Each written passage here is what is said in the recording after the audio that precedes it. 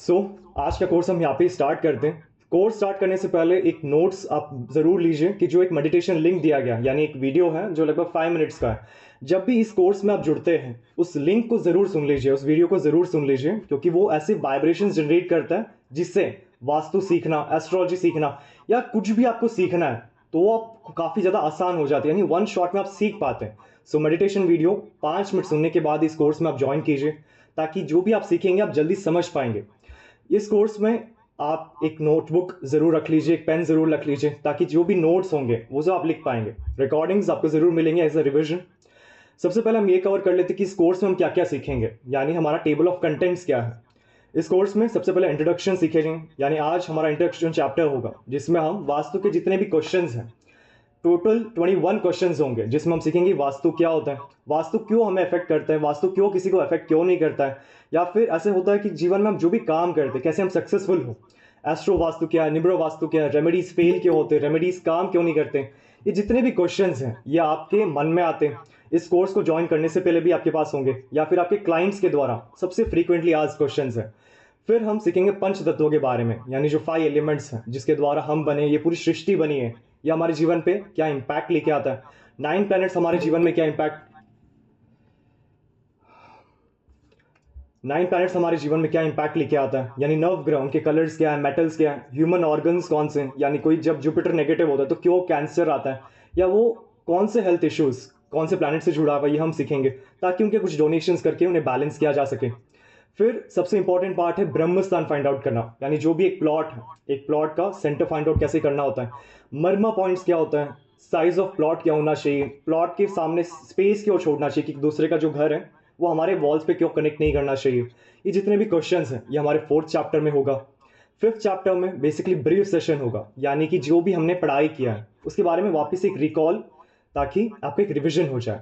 6th chapter में हम apps के बारे में जानेंगे, यानी जो ग्रिडिंग ऐप्स हैं, बार चार्ट के लिए ऐप्स हो गए, और बहुत खूबसूरत जो प्रेजेंटेशंस होते हैं, जैसे आप कुछ वास्तु कंसल्टेंट से डील करते हैं तब वो आपको एक प्रेजेंटेशन प्रोवाइड करते हैं जिसमें आपके घर का नक्शा होता है, एक बार ग्राफ रहता है, एक गूगल अर्थ प्रो का एक स्क्रीनशॉट रहता है।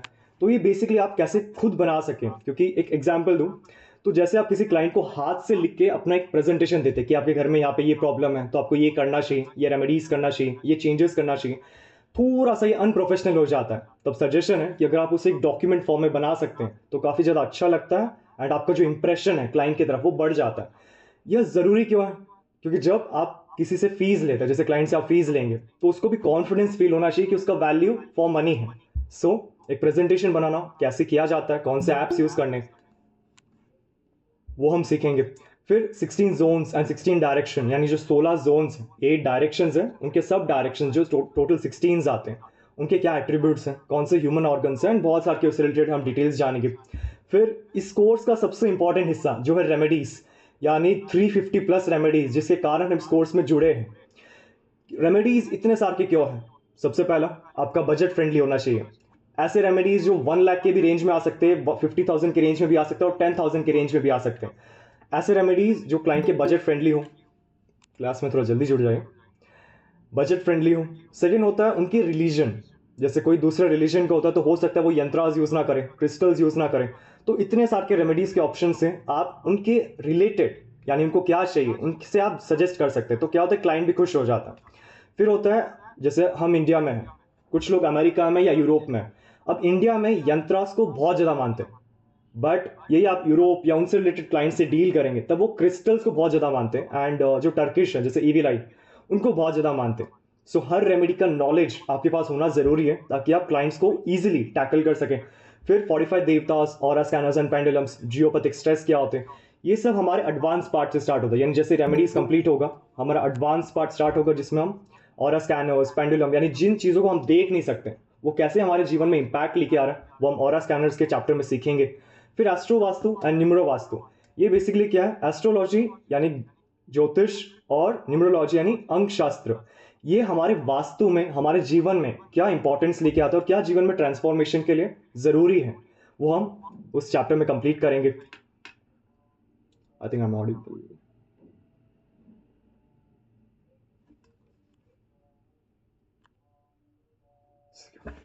सो ये हमारे सारे कंटेंट्स हो गए, यानी इस कोर्स में हम क्या क्या सीखने वाले हैं। ये पहले ही जानना ज़रूरी क्यों है, क्योंकि कितने ही सारे स्टूडेंट्स पक्का है कि कोर्स में आने से पहले उन्होंने पीडीएफ नहीं पढ़ा होगा जिसमें सारे कंटेंट्स लिखे हुए हैं। इस कोर्स में जुड़ने से पहले आपको एक प्रिपरेशन बुक दिया गया, जितना भी ज्ञान है वो सब उसमें लिखा गया है, यानी हर दिशा का क्या इम्पैक्ट आता है हमारे जीवन में, 5 एलिमेंट्स क्या है, उनके कलर्स क्या है। सो उसे भी आप एक बार पढ़ लीजिए ताकि आपका बेसिक्स जो है वो थोड़ा कवर हो जाए। अब हमारा जो असली कोर्स स्टार्ट होने वाला है। फर्स्ट हम सीखेंगे इंट्रोडक्शन। इंट्रोडक्शन बेसिकली क्या है, एक ऐसा चैप्टर है जिसमें सारे क्वेश्चंस हैं। क्वेश्चंस वो हमारे मन के होते हैं, हमारे क्लाइंट्स के होते हैं, जिनसे भी हम बात करते हैं कि वास्तु क्या होता है, कैसे काम करता है। सो ये सब हम अब स्टार्ट करने वाले। सबसे पहले जानते हैं कि वास्तुशास्त्र क्या है, यानी व्हाट इज वास्तु। वास्तु अगर एक शॉर्ट एंड ब्रीफ में अगर एक्सप्लेन करें तो बेसिकली एक ऐसा साइंस है जो हमारे सराउंडिंग से जुड़ा हुआ है, यानी हमारे वातावरण में, सराउंडिंग्स में जो भी चीज़ है, चाहे वो कलर्स हो, पेंटिंग्स हो, मोटिवेशनल कोट्स जैसे I am the billionaire, I will be successful, वो मोटिवेशनल कोट्स हो गए, जितने भी मेटल्स हैं या फिर आइडल्स हैं, ये सब हमारे मन पे, यानी जो मनस्थिति है, ब्रेन की फ्रीक्वेंसीज है, उसमें बहुत स्ट्रांगली कनेक्ट करता है। यही रीज़न है कि हमारे जो पुराने लोग थे, यानी जो हमारे एंसिस्टर्स थे, वो कहते थे कि घर को साफ सुथरा रखिए, नीट एंड क्लीन रखिए, जहाँ पे भी जाले हैं, क्रैक्स हैं, कुछ भी टूटा फूटा है उनको आप हटा दीजिए, क्योंकि जिस चीज़ को बार बार आप देखते हो वो आपके ब्रेन पे एक प्रिंट क्रिएट होता है। यही कारण है कि जब भी आप कोई काम करते हो उसमें आप फेल हो जाते हैं, या फिर काम करते समय वो सक्सेसफुल हो जाते हैं, वो क्यों होते हैं? क्योंकि आपका सराउंडिंग आपको सपोर्ट कर रहा है।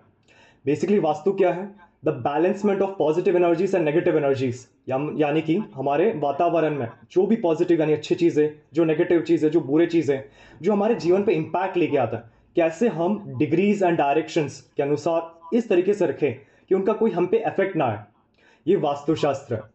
वास्तु हर जगह का अलग होता है। इसका मतलब अब घर का वास्तु में बेसिकली क्या है, हमें घर में क्या चाहिए, सुख, शांति, अच्छा फील होना चाहिए, कंफर्ट फील होना चाहिए, ये घर के एट्रीब्यूट्स हैं। आपके रिलेशनशिप भी घर के एट्रीब्यूट्स हैं। ऑफिस में क्या होता है कि हम, हैंड डाउन कर लीजिए, I am audible, thumbs up कर लीजिए, आई एम आई ऑडिबल? जी आ रही है। परफेक्ट। सो जो भी डाउट्स हैं वो हम क्लास के लास्ट में लेंगे, सब जन हैंड डाउन कर लीजिए। सो घर का तो हो गया, सुख शांति। ऑफिस का क्या होता है कि हम राजा हो।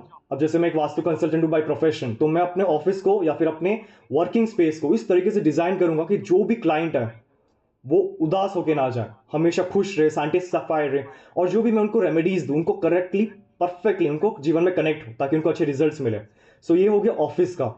डॉक्टर का कैबिन कैसे डिजाइन किया जाता है कि जो भी क्लाइंट्स उसके पास आते हैं, जो भी पेशेंट्स आते हैं, उनको अच्छे रेमेडीज मिले, अच्छे सोल्यूशंस मिले, कंसल्टेशन अच्छे से हो। तो ये हो गया ऑफिस का वास्तु।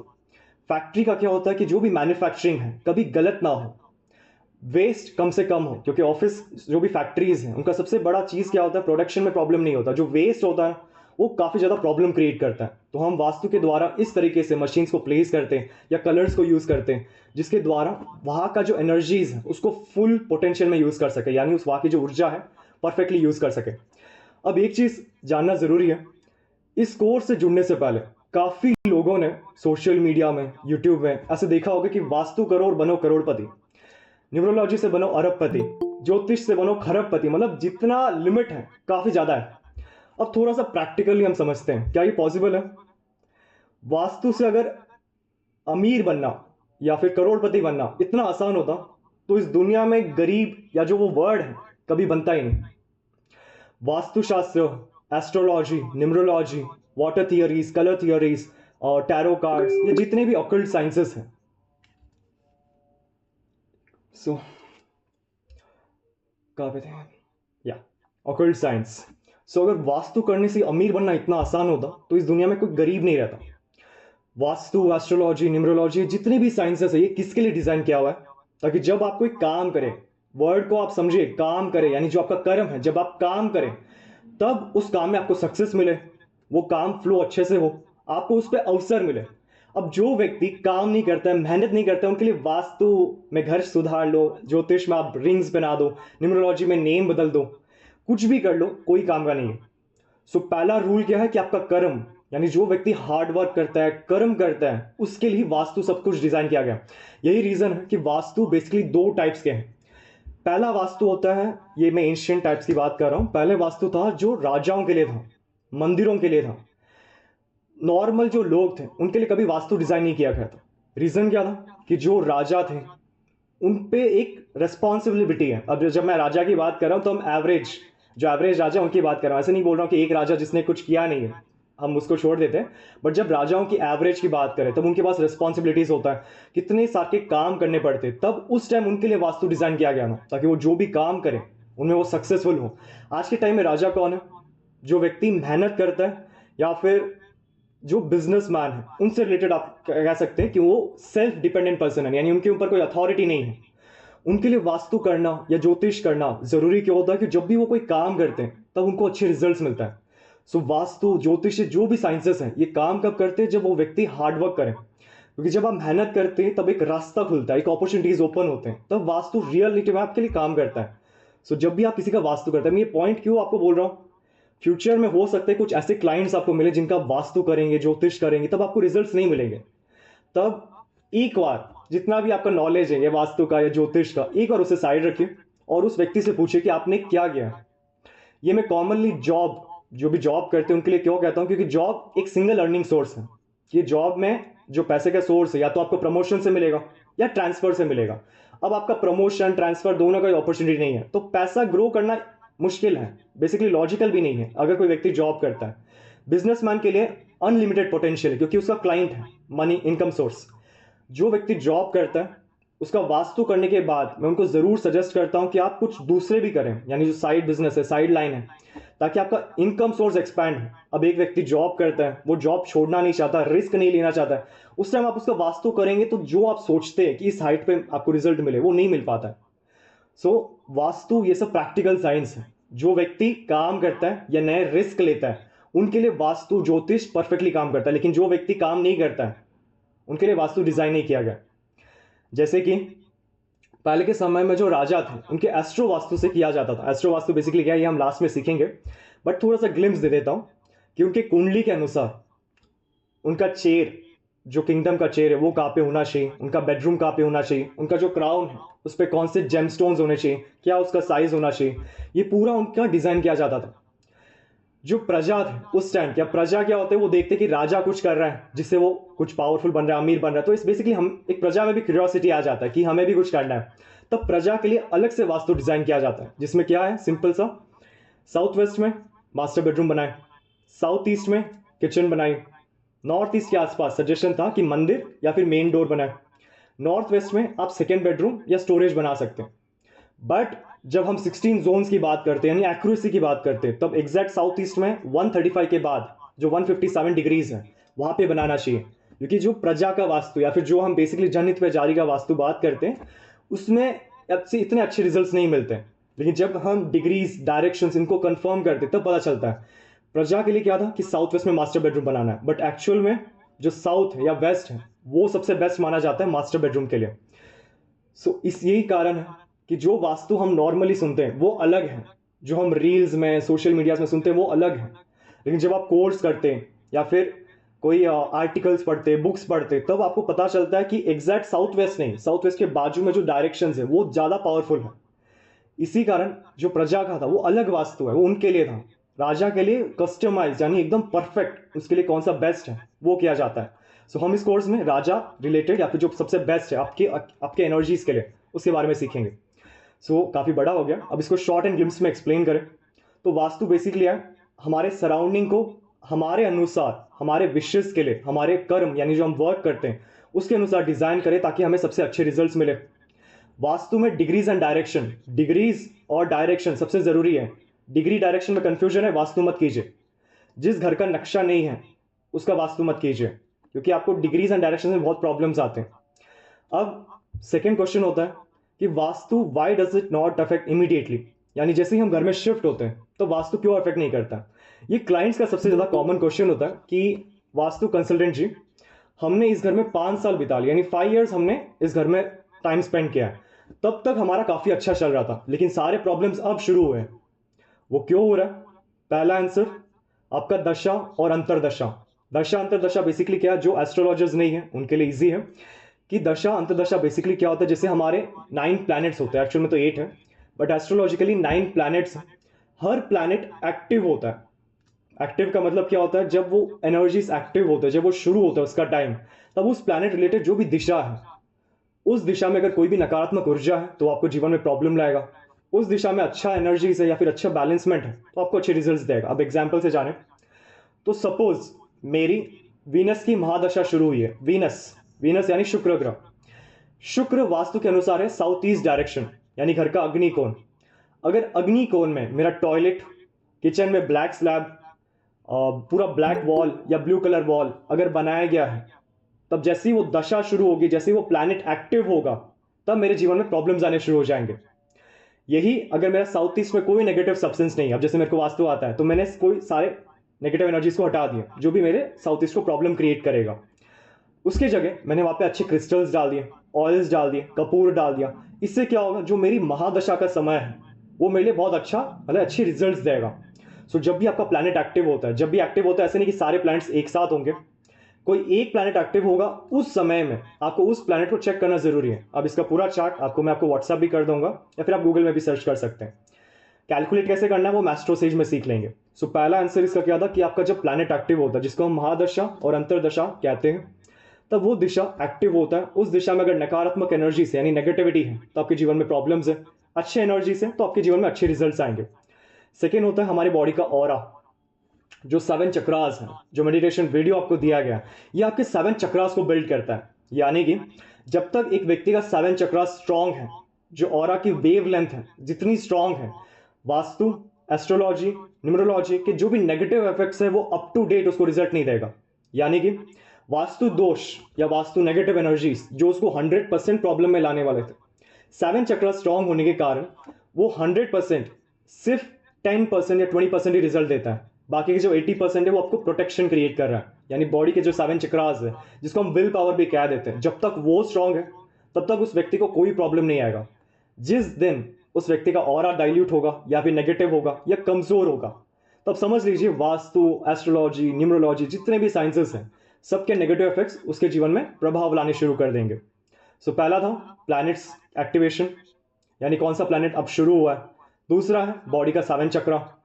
तीसरा है घर में कलर्स, यानी कि जब भी हम हमारे घर को रिनोवेट करते हैं या अपने आसपास को चेंज करते हैं, जैसे मेरे बुक्स का लॉग यहाँ पे, मैंने यहाँ से बुक्स हटा के कहाँ पे और शिफ्ट किया है, तो ये मेरे जीवन में एक इम्पैक्ट लेके आएगा।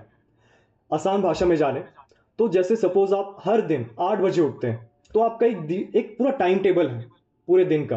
बट जिस दिन से आप 5 बजे उठेंगे तो आप नोटिस करेंगे कि आपका पूरा जो टाइम टेबल है पूरे दिन का वो बदल जाता है। यानी जीवन में जब हम हमारे लाइफ में या हमारे आसपास में चेंजेस लाते हैं, तब वो हमारे किस्मत या जो अच्छे वाइब्रेशंस उनमें भी चेंजेस लेके आता है। अब वो पॉजिटिव चेंज हो, नेगेटिव चेंज हो, ये आगे हम सीखेंगे। बट वास्तु कब इफेक्ट करता है, जब आप अपने घर में चेंजेस लेके आते हैं। एस्ट्रो वास्तु में क्या होता है, जैसे सपोज मैंने आपको बताया कि एक प्लैनेट एक्टिव होता है, मेरा वीनस का प्लैनेट एक्टिव हुआ है। अब वीनस अगर मुझे बुरे नंबर्स दे रहा है या बुरे घर शो कर रहा है, तो मैं अपने घर में भी ऐसे चेंजेस करवाऊंगा कि वो मेरे को प्रभाव कनेक्ट करवाएगा। यानी कि जैसे अगर वीनस, जैसे आपका किचन हो गया, वो मंगल है, बट किचन जैसे आपका बेडरूम है वीनस, अगर जैसे मेरा वीनस का दशा स्टार्ट हुआ एंड वहां पे अगर कुछ नेगेटिविटी है तो मैं बेडरूम में कुछ ना कुछ नेगेटिव करना शुरू कर दूंगा, जिससे मेरे जीवन में इंपॉर्टेंस या फिर एक प्रभाव आना शुरू हो जाएगा। सो कब हमें अफेक्ट करता है, जब प्लैनेट एक्टिव होता है, आपके जो 7 चक्रास हैं वो कमजोर होते हैं, और घर में जब चेंजेस लेके आते हैं, लाइफ के टाइम टेबल में चेंजेस लाते हैं, तब वास्तु या दूसरे साइंसेस आपके जीवन में इफेक्ट लेके आते हैं। थर्ड क्वेश्चन है कि सबसे बेस्ट फेसिंग कौन सा है। यानी जब भी आप नया मकान बनाते हैं तो साउथ फेसिंग ले, नॉर्थ फेसिंग ले, ईस्ट फेसिंग ले, साउथ वेस्ट फेसिंग ले, कौन सा फेसिंग सबसे बढ़िया है। वास्तु में सबसे बेस्ट जो होते हैं वो सारे दिशा है। मार्केट में आप सुनेंगे कि साउथ फेसिंग अच्छा नहीं होता है, वेस्ट फेसिंग अच्छा नहीं होता है, बट ये सब गलत है। जिन फैक्ट्रीज का साउथ फेसिंग एंट्रेंस है, साउथ फेसिंग है फैक्ट्रीज का या शॉप्स का, वो सबसे ज्यादा फ्लरिश करते हैं कंपेयर करें नॉर्थ या ईस्ट से। सो जो फेसिंग ऑफ द प्लॉट है, यानी किस तरफ आपको घर बनाना चाहिए, वो हम कुंडली के द्वारा चेक करते हैं, वो हम आगे सीखेंगे। बट सारे फेसिंग्स अच्छे होते हैं। एक चीज बढ़िया क्या है कि मार्केट में एक मिथ है कि साउथ फेसिंग सबसे बुरा होता है, तो जो भी साउथ फेसिंग बिल्डिंग्स होते हैं ना, काफी कम रेट में मिल जाते हैं, तो ये आपके लिए बेनिफिट भी है। साउथ फेसिंग नेगेटिव क्यों होता है वो हम आगे सीखेंगे। बट वास्तु में सारे डायरेक्शन फेसिंग बहुत अच्छा है। तो अगर कोई आपको कहता है कि हमारा साउथ फेसिंग प्लॉट है बहुत बुरा है या फिर नेगेटिव इफेक्ट है, तो वो गलत है। हर फेसिंग के प्लॉट बहुत अच्छे रिजल्ट्स देते हैं, बस उसके अंदर जो आप डिजाइन बनाते हैं कि कहाँ पे क्या होना चाहिए वो परफेक्ट होना चाहिए, तब भी आपको अच्छे रिजल्ट्स मिलेंगे।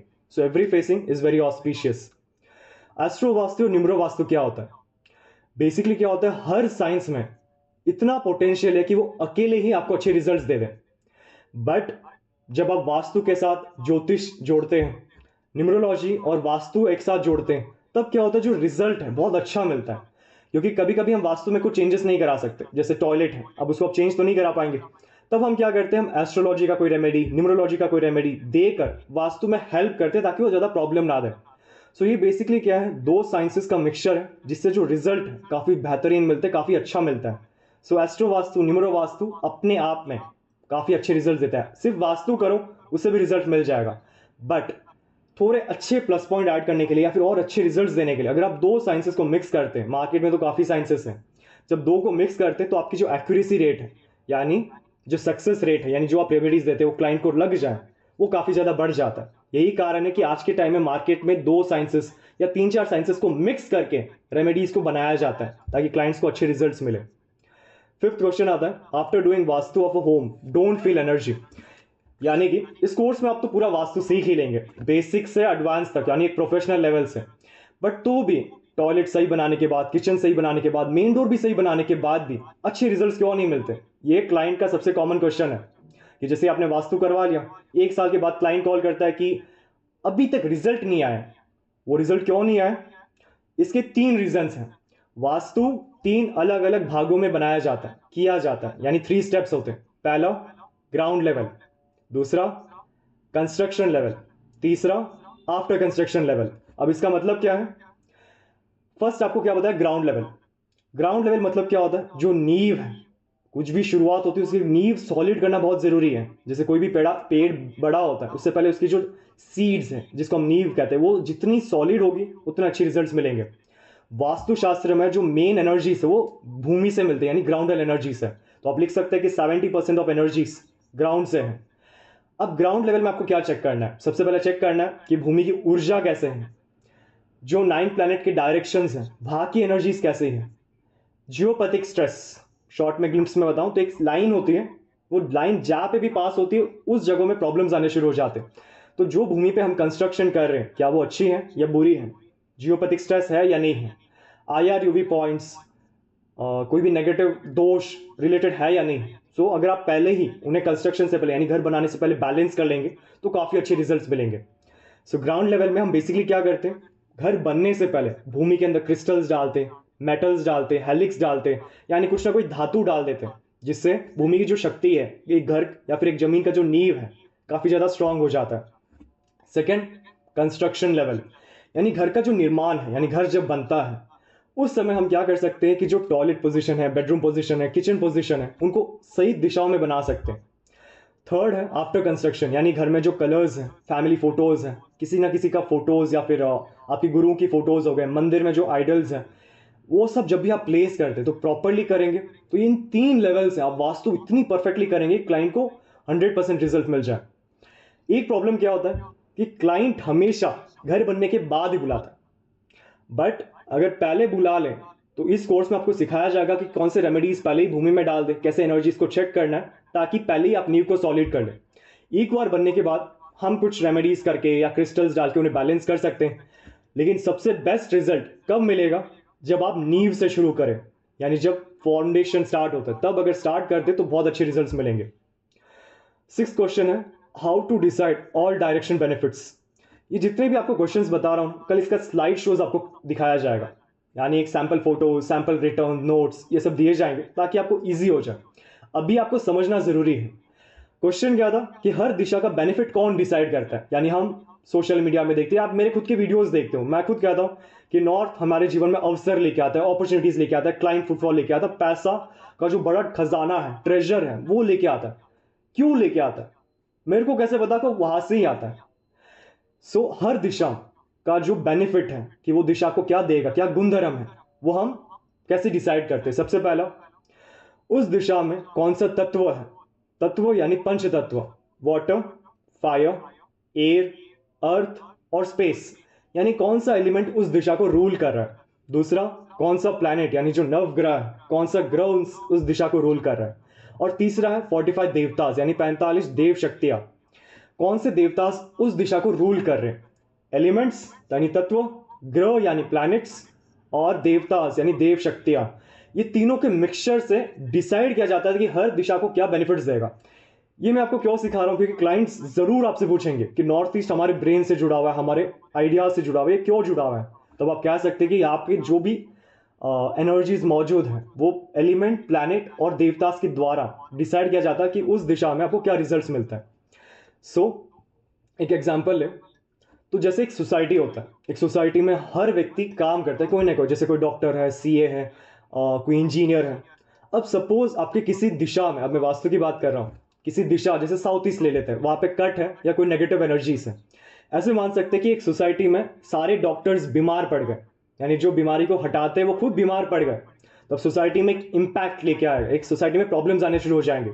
सेम आपका वास्तु का है कि अगर किसी दिशा में प्रॉब्लम होता है तो वो आपके जीवन में इश्यूज लेके आएगा। जरूरी नहीं कि वास्तु में सारे डायरेक्शंस दोष हों, जरूरी नहीं है। एक दिशा में प्रॉब्लम आने से भी आपके जीवन में बहुत ज्यादा इंपॉर्टेंट या फिर बहुत सारे का इंपैक्ट आ सकता है। सो एलिमेंट्स, प्लैनेट्स एंड देवतास, ये जितने भी हम रेमेडी सीखेंगे 350 प्लस, ये सब भी इन्हीं पे ही डिपेंड किया जाता है। यही रीजन है जैसे सोसाइटी में सारे लोग हैं जो अपने अपने काम करते हैं, वैसे ही हर दिशा का जो गुण धर्म है वो जरूरी है। ऐसे नहीं होना चाहिए कि साउथ ईस्ट सिर्फ सेल्फ कॉन्फिडेंस से जुड़ा हुआ है तो हम यहाँ पे टॉयलेट बना लेते हैं, क्योंकि इनका कॉन्फिडेंस से तो कोई लेना देना नहीं है। प्रोफेशन वाइज कह रहा हूँ, हम आगे डिस्कस करेंगे। तो ऐसे आप नहीं कर सकते, बहुत लोग करते हैं, मैंने मार्केट में चेक भी किया है। आपको हर दिशा को इंपॉर्टेंस देना जरूरी है, यानी कोई भी दिशा हो, कोई भी एनर्जीज हो, हर एक एनर्जी का अपना इंपैक्ट आता है, हर एक का एक प्रभाव है। उन सबको रेस्पेक्ट करना चाहिए और उन सब में अच्छे से बैलेंस करना चाहिए। जस्ट बिकॉज अगर वो कोई इंपॉर्टेंट दिशा नहीं, आप उन्हें नजरअंदाज नहीं कर सकते। सो हर दिशा का इंपॉर्टेंस उसका एलिमेंट, प्लैनेट और देवतास के द्वारा डिसाइड किया जाता है। सबसे कॉमन क्वेश्चन क्या होता है कि मेरा जो बाजू वाला व्यक्ति है, जैसे हम जॉब करते हैं, 7th क्वेश्चन है, जैसे हम जॉब करते हैं, हमारा जो कलीग है वो काफी कम मेहनत करता है लेकिन अच्छे रिजल्ट्स पाता है, उसको अच्छे प्रमोशंस मिल रहा है, और मुझे जॉब में मेरा जो बॉस है वो देखता ही नहीं है, रिकॉग्नाइज नहीं कर रहा। तब ऐसा क्यों होता है? इसके 3 आंसर्स हैं। सबसे पहला, एक व्यक्ति का जो ऑरा है बहुत इंपॉर्टेंट रोल प्ले करता है, यानी जब आपका 7 चक्र एक्टिव होता है। अब 7 चक्र का वैल्यू वास्तु में कैसे है? वास्तु में हर प्लैनेट किसी ना किसी 7 चक्र से एक चक्र में जुड़ा हुआ है। 45 देवतास, हर देवता किसी ना किसी चक्र से जुड़ा हुआ है। न्यूमरोलॉजी में जो वाइब्रेशन, न्यूमरोलॉजी बेसिकली प्लैनेट से जुड़ा हुआ है, प्लैनेट भी आपके 7 चक्र से ही जुड़ा हुआ है। जब वास्तु, एस्ट्रोलॉजी, न्यूमरोलॉजी ये तीनों कब काम करते हैं? ये आपके चक्रास के द्वारा आपके जीवन में क्रिया लाते हैं, यानी काम करते हैं। तो अगर पहले ही हम 7 चक्रास को स्ट्रॉन्ग कर लेते हैं, बैलेंस कर लेते हैं, तो वास्तु के जो नेगेटिव इफेक्ट्स है, एस्ट्रोलॉजी के नेगेटिव इफेक्ट्स है, वो इतना स्ट्रांगली हमें इंपैक्ट नहीं करता है। यही रीजन है कि मैं स्टार्टिंग से कह रहा हूं कि मेडिटेशन करना जरूरी है। जो वीडियो आपको दिया उसको सुनना जरूरी है, ताकि आपका बॉडी के 7 ऊर्जा एक्टिव हो। 7 चक्रास अगर एक बार एक्टिव हो जाए, आपके जीवन में पैसा, धन, आकर्षण, जिन लोगों से आप प्यार करते हो सब आकर्षित हो जाते हैं। ये है आपके ऑरा की ताकत। सेकंड, आपके सपोर्टिव नंबर्स एंड अल्फाबेट्स, यानी हर व्यक्ति का एक नाम होता है, उसके नंबर, मोबाइल नंबर्स होते हैं, घर का एक नंबर होता है, व्हीकल नंबर होता है, उसके आसपास के कलर्स होते हैं। ये सब आपके जीवन में इंपॉर्टेंट रोल प्ले करता है, क्योंकि हर चीज में एक वाइब्रेशन है। जैसे न्यूमरोलॉजी में आपका नाम है, आपके नाम का भी एक वाइब्रेशन है, उसका नंबर निकोडिंग करते हैं हम, उसका भी एक वाइब्रेशन है। तो जब आपको एक व्यक्ति बार बार आपके नाम से बुलाता है तो वो आपके वाइब्रेशंस को अल्टर कर रहा है। इसका मतलब अगर आपका नेम या वास्तु में कोई दिशा नेगेटिव है, तब वो 7 चक्रा के जो लेयर्स हैं, लेयर्स होते हैं, फ्रीक्वेंसी लेंथ होती है, वो धीरे धीरे कमजोर हो जाती है। अगर एक बार वो पूरी कमजोर हो जाए तो जीवन में आपके हार्ड वर्क, स्ट्रगल्स, मेहनत, फेलियर्स काफी बढ़ जाते हैं। तो यही रीजन है कि मेडिटेशन करना, अपने सराउंडिंग को प्योर करना, प्योर मतलब अपने अनुसार डिजाइन करो ताकि अच्छे रिजल्ट्स मिले, यह करना बहुत जरूरी है। इन एडिशन मैं आपको एक रिकमेंडेशन और देना चाहता हूं कि आप न्यूमरोलॉजी में नेमोलॉजी या थोड़ा सा नंबर्स के फ्रेंडलीज एंड एनिमी नंबर्स जरूर सीख लें। इससे क्या होता है कि जब कोई व्यक्ति आपका नंबर बुलाता है, आपका नाम से आपको बुलाता है, तब वो एक वाइब्रेशन जनरेट करता है, एक एनर्जी लेंथ जनरेट करता है। तो आपका अगर ऑरा नेगेटिव है तो आपको वो प्रॉब्लम लाएगा, ऑरा स्ट्रांग है तो उससे आप प्रोटेक्टेड होंगे, और वो फ्रीक्वेंसी अगर अच्छी हुई तो आपके जीवन में अच्छी लेंथ बनना शुरू हो जाएगा। तीसरा और सबसे जरूरी, कर्म। कर्म बेसिकली लोग इतना इंपॉर्टेंस नहीं देते, लेकिन ये बहुत ज्यादा स्ट्रांग है। कर्म, जैसे एक सपोज एग्जांपल देता हूं, अगर यहाँ पे कोई भी वास्तु कंसल्टेंसी या ऑकल्ट साइंस है, पहले मैं आपसे माफी मांग लेता हूं, बहुत सारे वास्तु कंसल्टेंट्स, सबकी बात नहीं कर रहा, मार्केट में ऐसे कहते हैं कि हमने जितने भी केसेस किए एक में भी फेल नहीं हुए। इतना हाई कॉन्फिडेंस। अब ये सच है या झूठ, उस पर हम डिसाइड या फिर उस पर हम चर्चा नहीं करना चाहते। बट एक थोड़ा सा सिंपल सा लॉजिक है, ये अगर एक व्यक्ति कोई गलत काम करता है, चोरी करता है, धोखा देता है, पैसा लेके रख लेता है या फिर देता नहीं है, तब क्या आपको लगता है कि वास्तु, एस्ट्रोलॉजी, इनके द्वारा हम उसके जीवन को सही कर पाएंगे? जवाब है ना।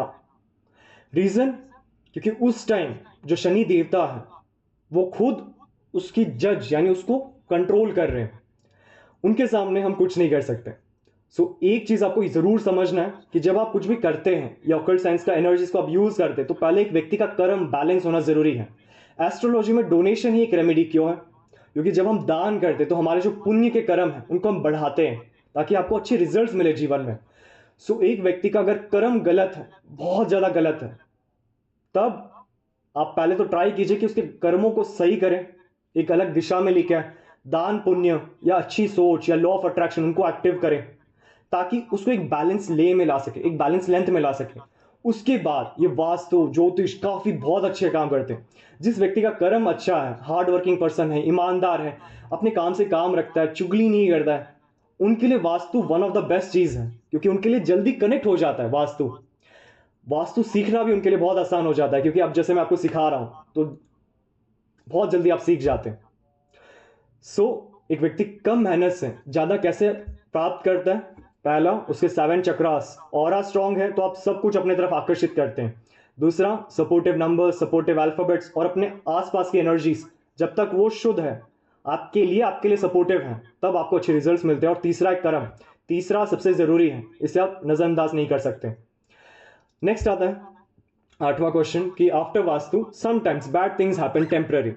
यानी कि जैसे मैंने आपके घर का वास्तु किया, मैं आपके घर में खुद आके वास्तु करके चला गया, आप मेरे को 3 दिन के बाद कॉल करते हैं और मुझे कहते हैं कि हमारे घर में एक छोटा सा एक्सीडेंट हो गया, हमारे घर में काफी बड़ा शीशा था वो टूट गया, हमारे घर में कोई ना कोई बीमार हो गया।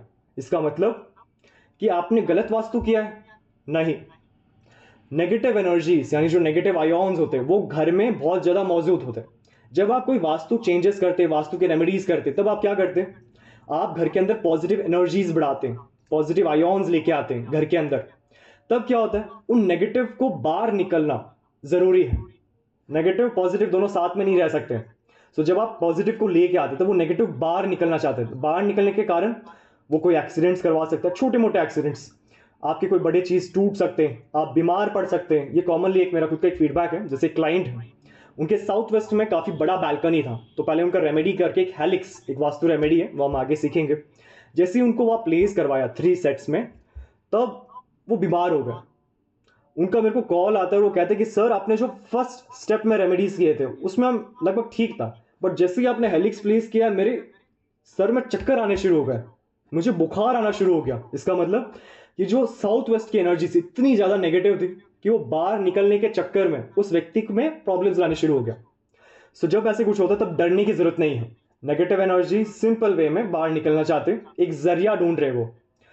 वो सही है, तब वो आपकी कोई फॉल्ट नहीं है। बट ये सब टेम्पररी वाइज होता है, यानी घर के 10 डेज में, 3 मंथ्स में इतने ही आपको जितने भी प्रॉब्लम्स आएंगे। लेकिन अगर कंटिन्यूस प्रॉब्लम्स आ रहे हैं, यानी 1 साल से 1.5 ईयर से अगर यही प्रॉब्लम चल रहे हैं, तब समझ लीजिए वास्तु आपने गलत किया है। सही वास्तु किया है तो छोटे टेम्पररी प्रॉब्लम्स आएंगे, वो सॉर्ट आउट हो जाएगा। बट अगर कुछ सच में गलत किया आपने, तब वो प्रॉब्लम कंटिन्यूस रहेगा। तब आपको वापस से रीचेक करना है कि आपने जो किया है वो सही है या गलत। बट ये कॉमन देखा गया कि जब भी आपको चेंजेस करवाते तब कुछ ना कुछ टूटता फूटता जरूर है। जब भी आप वास्तु सीख रहे हैं, ये 9th क्वेश्चन है कि जब भी हम कोई अकल्ट साइंस सीखते हैं तब एक चीज में एक्सपर्ट होना बहुत जरूरी है। जैसे मेरा जो फील्ड है वास्तु कंसल्टेंसी का या फिर अकल्ट साइंस में, एक छोटा सी ब्रीफ में एक्सप्लेन करता हूं। सबसे टॉप, मैं छोटों की बात नहीं कह रहा हूं, सबसे टॉप जो लोग हैं उनका अगर आप विजिटिंग कार्ड नोटिस करेंगे तो बहुत सरल अक्षर में लिखा है डॉक्टर XYZ, उनका प्रोफेशन यानी वास्तु कंसल्टेंट। दूसरे का visiting astro vastu consultant, numerologist, astrologist, सिर्फ एक वर्डिंग में या फिर 2 साइंसेस को लिखते हैं। इसका मतलब क्या है कि जब आप किसी एक साइंस में इतना डीप चले जाते हैं या फिर हम कहते हैं आपकी सिद्धि हो गई, आपकी शफा आ गई इस चीज में, तो बेहतरीन रिजल्ट्स मिलते हैं। ऐसे कभी नहीं करना चाहिए कि आप वास्तु सीख रहे हो उसके साथ आप ज्योतिष भी सीख रहे हो। अब जैसे आप वास्तु याद सीख रहे हो, नेक्स्ट बैच हो गया आपका एस्ट्रोलॉजी का, उसके नेक्स्ट बैच में आगे न्यूमरोलॉजी, सब एक साथ आप सीख रहे हो तो एक खिचड़ी बन जाता है। कभी कभी ये गलत भी हो जाता है, क्योंकि इसके कारण आप एक चीज में स्किल्स हासिल नहीं कर पाते, जिसको हम सिद्धि कहते हैं, शफा कहते हैं, हाथ की काबिलियत, वो कभी नहीं आ पाती है। सो ट्राई कीजिए कि अगर आप वास्तु सीख रहे हैं तो उसमें इतना डीप जाइए कि आपसे कोई एक्सपर्ट ना हो। आपको नंबर वन बनने की जरूरत नहीं है, आपको बनना है बेस्ट। बेस्ट बनेंगे तो काफी है, इतना सेटिस्फैक्शन जरूर होना चाहिए। तो जब भी आप कोई साइंस सीखते हैं, ट्राई कीजिए कि आप एक में काफी डीप चले जाए, उसके बाद आप दूसरे साइंसेस को जरूर सीखिए। एक साथ सब करेंगे तो हो सकता है आप थोड़ा सा कंफ्यूज स्टेट में आ जाए कि ये करना चाहिए नहीं करना चाहिए। सो ट्राई कीजिए कि एक चीज में आप अपना कोर बना लें, बाकी साइंसेस सीख के आप अपने रेमेडीज को एनहांस कर सकते हैं। जैसे मैं अगर आपको एक रेमेडी दे रहा हूं, जैसे ये ग्लास ऑफ वाटर है, तो ये तो आपका वास्तु है फॉर एग्जाम्पल, तो इसमें मैं कुछ एक्स्ट्रा इंग्रेडिएंट्स डाल के आपको दे सकता हूं, तो वो न्यूमरोलॉजी हो गया, एस्ट्रोलॉजी हो गया, उनकी भी रेमेडीज हैं, उनको करके ये रेमेडी और ज्यादा अच्छे रिजल्ट देना शुरू कर देगा। सो मेरा सिंपल सा मतलब क्या है कि जब आप कुछ सीखते हैं, ट्राई कीजिए उसमें एक में बहुत ज्यादा डीप चले, परफेक्शन हासिल कर ले, उसके बाद ही काफी अच्छे रिजल्ट्स मिलेंगे। एक साथ सब करेंगे, ऐसे मैंने बहुत नोटिस किया, मेरे बैच के खुद कलीग्स हैं, कुछ साल तक वो करते, उसके बाद वो छोड़ देते हैं। वो छोड़ते क्यों है? क्योंकि उनमें कंफ्यूजन आ जाता है। आप वास्तु सीख रहे हैं, अभी हम वास्तु सीख रहे हैं, तो वास्तु में जब तक आप एकदम डीप तक ना आ जाए, ट्राई कीजिए कि दूसरे साइंसेस को ना पकड़े। एक बार आपको कॉन्फिडेंस आ जाता है कि हाँ मैंने वास्तु काफी अच्छा सीख लिया है, उसके बाद आप दूसरे साइंसेस को पकड़ सकते हैं। तो इससे क्या होगा, आप टॉप बन पाएंगे, एक अच्छे वास्तु कंसल्टेंट, एक प्रसिद्ध कंसल्टेंट बन पाएंगे, और जो भी आप सोल्यूशंस देंगे क्लाइंट्स को, काफी अच्छे से वो कनेक्ट हो पाएगा। 10th क्वेश्चन आता है लॉ ऑफ अट्रैक्शन। अब ये सुनते ही कितने लोगों के मन में लड्डू फूटने शुरू हो जाते हैं। इसका मतलब क्या है? लॉ ऑफ अट्रैक्शन बेसिक मतलब क्या है? इच्छा पूर्ति। अब इससे बड़ा और व्यक्ति को क्या चाहिए? मेरी जो भी इच्छा है वो पूरी हो जाए। लॉ ऑफ अट्रैक्शन बेसिक्स आपको समझना जरूरी है कि लॉ ऑफ अट्रैक्शन आपके भाव यानी इमोशन से कनेक्ट होता है। आप जो लिखते हैं उससे कनेक्ट नहीं होता है, आपका जो भाव है। जैसे कि एग्जाम्पल देता हूं कि मेरे को सबसे बड़ा वास्तु कंसल्टेंट बनना है, एक एग्जाम्पल है, तो मेरा जो उसके ऊपर भाव है, एक इमोशन है, वो डिसाइड करेगा कि सच में मैं वास्तु कंसल्टेंट बन पाऊंगा या नहीं बन पाऊंगा। एक छोटे से समय में बहुत लोगों को ऐसा होता है कि वो 5 साल 10 साल तक पढ़ाई करते, उसके बाद उनको कुछ समझ में आता है। बट अगर आप लॉ ऑफ अट्रैक्शन को एक्टिव करते तो एक छोटे से समय में आप बहुत कुछ सीख सकते हैं। तो ये जो भाव है मेरा सीखने का, वास्तु कंसल्टेंट बड़ा बनने का, ये भाव डिसाइड करेगा कि ये जो मेरी इच्छा है ये पूरी होगी या नहीं होगी। सो जब भी आप कुछ लिखते हैं, पहला होना चाहिए भाव, इंटेंशन।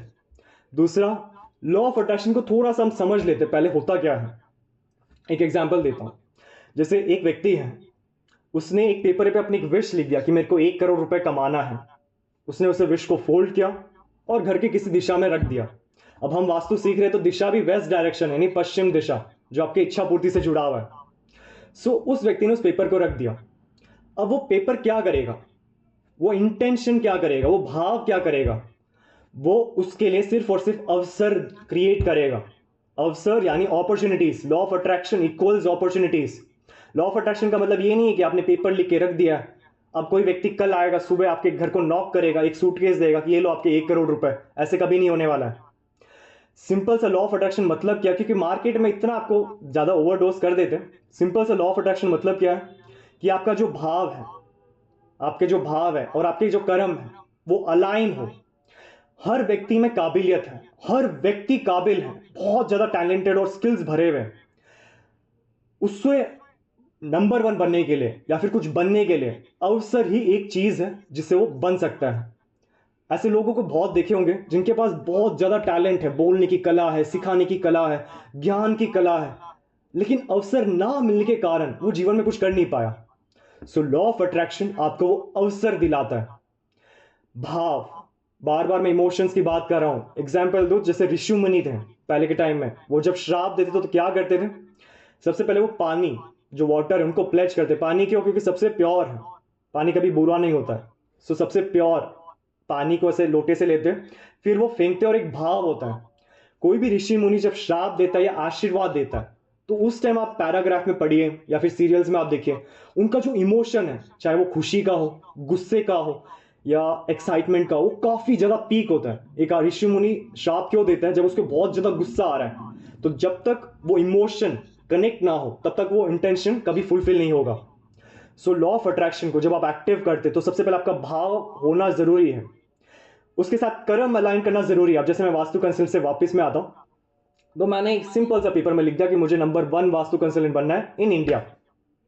उस पेपर को फोल्ड किया और अपने घर के पश्चिम दिशा में रख दिया। अब लॉ ऑफ अट्रैक्शन कैसे काम करता है ये समझते हैं।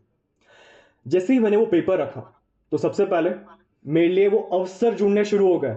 यानी कि मुझे एक जस्ट कॉल आया मेरे किसी कलीग का कि हर्ष भाई, एक एसोसिएशन मीटिंग स्टार्ट होने वाली है जिसमें बड़े बड़े लोग आने वाले, आप आएंगे? अगर आएंगे तो काफी अच्छे कनेक्शंस बिल्ड होंगे। मैंने क्या बोला? नहीं। मेरा एक फ्रेंड मेरे पास आता है और मुझे कहता है कि एक नया अपार्टमेंट स्टार्ट होने वाला है, 200 नए घर बनने वाले, क्या आप इंटरेस्टेड हो? मैंने क्या बोला? नहीं।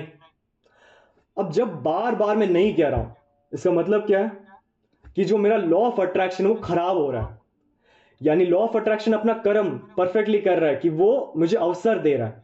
मैं एग्जाम्पल दे रहा हूं, अपने डर, घबराहट, शर्म, उस चक्कर में उस कर्म को नहीं करना चाहता हूं, जो अवसर आ रहा है उसको करना नहीं चाहता हूं। तो आपको क्या लगता है लॉ ऑफ अट्रैक्शन मेरे लिए काम करेगा? बिल्कुल नहीं। सो लॉ ऑफ अट्रैक्शन तब कब काम करता है? जब एक व्यक्ति रेडी हो काम करने के लिए, कर्म करने के लिए, रिस्क लेने के लिए, तो उन्हीं लोगों के लिए लॉ ऑफ अट्रैक्शन काम करता है। यह मैं आपको क्यों सिखा रहा हूं? क्योंकि आप जब किसी क्लाइंट का वास्तु करते हैं, ज्योतिष करते हैं, न्यूमरोलॉजी करते हैं, बहुत सारे कुछ कर लेते हैं, लॉ ऑफ अट्रैक्शन को भी एक प्लस ऑन कर लीजिए, ऐड ऑन कर लीजिए। क्योंकि जब आप कुछ वास्तु करते हैं तो आप सराउंडिंग को बैलेंस करते हैं। लॉ ऑफ अट्रैक्शन एक्टिव करने से वो आपके लिए प्लस पॉइंट बन जाता है, वो अवसर लेके आता है। अवसर आने के बाद अगर वो क्लाइंट खुद बार बार ना कह रहा है अपने डर के कारण, तब लॉ ऑफ अट्रैक्शन कभी पूरा नहीं होगा। एक और एग्जांपल देता हूं। एक बुक है the power of my subconscious mind, काफी जबरदस्त है। उसमें काफी ज्यादा एग्जांपल्स दिए हुए कि लॉ ऑफ अट्रैक्शन कैसे हम एक्टिव करते हैं। उसमें एक एग्जांपल है कि एक व्यक्ति, अब ये रियल लाइफ एग्जांपल मैं ऐसे खुद बना नहीं रहा हूं, रियल लाइफ एग्जांपल है, एक डॉक्यूमेंट्री है। उसमें वो एक व्यक्ति कहता है कि उसने एक पेपर पे सिंपली लिखा कि मुझे 1 करोड़ कमाना है एक साल में। उसने टाइम भी स्पेसिफाई कर दिया, एक साल में 1 करोड़ कमाना है। उसे फोल्ड करके अपने घर की किसी दिशा में रख दिया, क्योंकि उसको वास्तु नहीं आता, तो उसने किसी दिशा में प्लेस कर दिया। फिर वो अपने डॉक्यूमेंट्री में कहता है कि वो एक मॉल जाता था, मॉल जहां पे हम शॉपिंग करते हैं, तो वहां पे एक बिल बोर्ड था, बिल बोर्ड जहां पे एक छोटा सा एक मैनुअल प्लेस था। मैनुअल जैसे आप पेपर मान लीजिए, पेपर था एडवर्टाइजमेंट का। उस एडवर्टाइजमेंट में कुछ कमीशन बेस्ड कुछ था। अब वो व्यक्ति कितने समय से वो मॉल जा रहा है, यानी हर महीने में 4-5 बार मॉल जाता है, वो अपने डॉक्यूमेंट्री में बता रहा है। उसकी जो नजर है कभी उस बिलबोर्ड पे नहीं गई, कभी उस पेपर पे नहीं गई। वो बस आता था, अपना सामान लेता था और चला जाता है।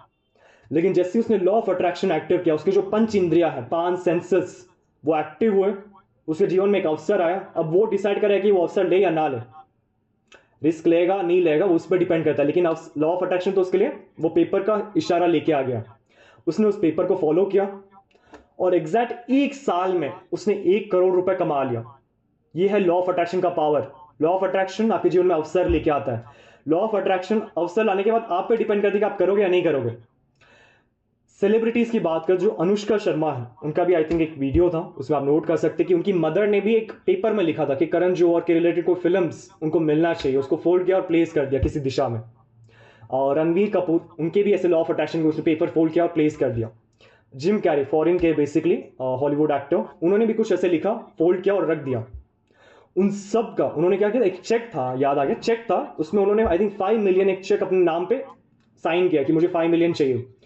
विद इन कुछ ईयर्स, अब ये तुरंत नहीं होता, विद इन कुछ ईयर्स एक चेक उनके पास है, रियल चेक $5 मिलियन का। तब वो बिलीव करते कि लॉ ऑफ अट्रैक्शन एक्टिव करता है। अब हमारे जीवन में इसको कैसे हम फॉलो करें? सबसे पहले बेसिक रूल्स है। पहला रूल कि जो पेपर है उस पर आप अपना इच्छा लिखें। इच्छा प्रेजेंट टेंस में होना जरूरी है, future tense, not present tense, future tense, कि मुझे नंबर 1 वास्तु कंसल्टेंट बनना है या फिर मैं बन चुका हूं। ये जो बन चुका हूं उस सेंटेंस में लिखना है, बन रहा हूं वैसे नहीं लिखना है। क्योंकि अगर वैसे आप लिखोगे कि मैं 1 करोड़ रुपए कमा रहा हूं, तो जो रहा हूं वो स्पेसिफिक नहीं है, वो कभी ना कभी जिंदगी में कमा लोगे आप, चाहे वो बूढ़े होके भी कमा लो। सो थोड़ा सा स्पेसिफिक हो। कि मैंने 1 करोड़ रुपए कमा लिया है XYZ कंपनी से या XYZ काम करके, थोड़ा स्पेसिफिक हो। फ्यूचर टेंस लिखना जरूरी है। दूसरा रूल कि अगर आप अभी स्टार्ट कर रहे हैं, अभी आप स्टार्ट कर रहे हैं, तो ट्राई कीजिए कि एक ही इच्छा लिखें, 1 wish for 1 person। वास्तु कर रहे हो, ज्योतिष कर रहे हो, मेडिटेशन कर रहे हो, तब 3 विशेष तब आप लिख सकते हो। अगर आपकी इंट्यूशन बहुत हाई है तब 5 विशेष तब आप लिख सकते हो, बट शुरुआत के लिए हम स्टेप बाय स्टेप करेंगे। सो एक विश जरूर लिखें। दूसरा रूल, तीसरा रूल है सॉरी, शॉर्ट में और जो चीज प्रैक्टिकल है वो लिखना जरूरी है। एग्जाम्पल, मैं एक पेपर में लिख रहा हूं कि मैं लैम्बोर्गिनी कार खरीदने वाला हूं या खरीद चुका हूं, तो ये प्रैक्टिकल है। एट द प्रेजेंट मेरी जो मेहनत है वो उस लेवल तक नहीं है, अभी मैं पूरा एग्जाम्पल दे रहा हूं, मेरी जो मेहनत है उस लेवल तक नहीं है। सो जो चीज प्रैक्टिकल है, जो चीज हो सकता है, उसके लिए आप पहले लिखें। डायरेक्ट बड़े ख्वाब से पहले छोटे ख्वाबों का लिख लीजिए।